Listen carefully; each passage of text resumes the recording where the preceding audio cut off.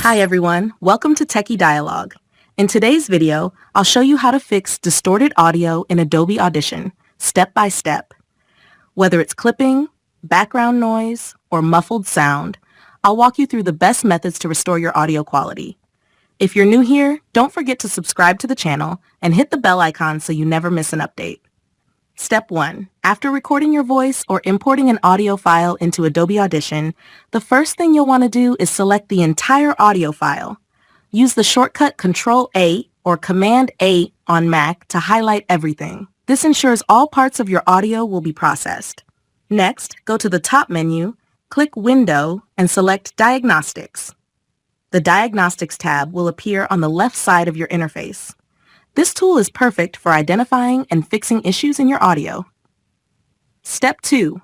Once the Diagnostics tab is open, look for the Effect drop-down menu and select DeClipper.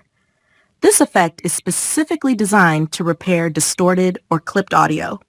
Now choose a preset based on the severity of the distortion. For heavily distorted audio, select the Heavy Reduction preset. If the distortion is minor, you can opt for a lighter setting. Step 3. With your preset selected, click Scan to analyze your audio.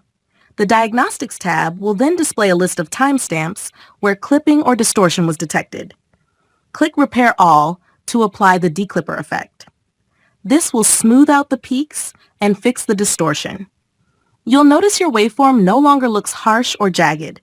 This indicates that the audio distortion has been reduced. Step 4.